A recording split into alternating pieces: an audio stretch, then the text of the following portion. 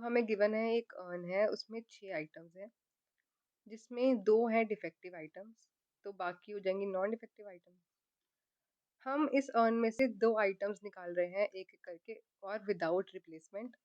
हमें निकालनी है mean number of defective items. तो मतलब मीन निकालने के लिए हम इसकी प्रोबेबिलिटी डिस्ट्रीब्यूशन बनाएंगे डिफेक्टिव आइटम्स की।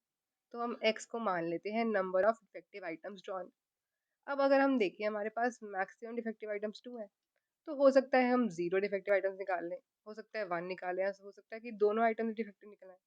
तो इसके 3 केस बन जाएँगे, तो हम एक केस ले लेंगे x इज़ इक्वल टू 0, एक x इज़ इक्वल टू 1 और एक x इज़ इक्वल टू 2। तो तीनों केसेस के लिए प्रोबेबिलिटी निकालते हैं अब। तो अगर हम पहले केस की बात करें, जो है x इज़ इक्वल टू 0, इसका मतलब कि हमने 0 डिफेक्टिव आइटम उठाई और इसका मतलब अगर 6 आइटम्स हैं, तो 4 नॉन डिफेक्टिव हैं और 2 डिफेक्टिव हैं।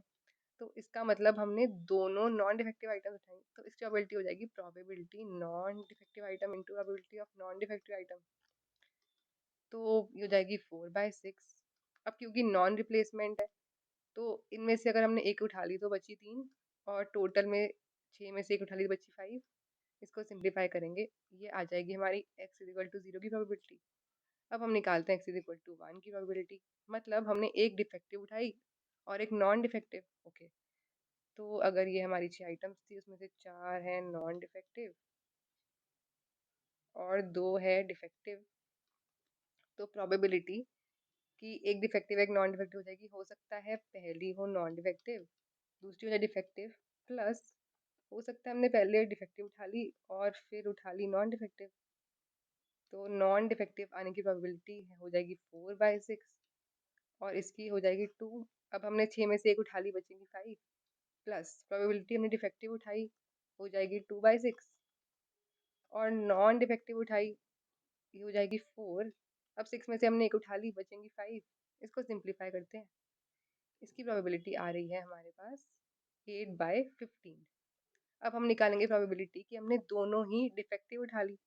मतलब 2 डिफेक्टिव थी तो हो जाएगा probability of defective into probability of defective, तो हो जाएगा 2/6 फिर 1/5 क्योंकि अब एक ही बचेगी और टोटल में से एक उठा ली तो 5 हो जाएगा ये। इसको सिंप्लीफाई करेंगे, आ जाएगा 1/15। तो हमारी प्रोबेबिलिटी डिस्ट्रीब्यूशन कुछ ऐसे दिखेगी। हमें निकालनी है इसकी मीन। मीन होती है xi/pi, तो इसको इससे मल्टीप्लाई करेंगे, प्लस इसको इससे, प्लस इसको इससे, तो हमारी मीन आ जाएगी 2/3।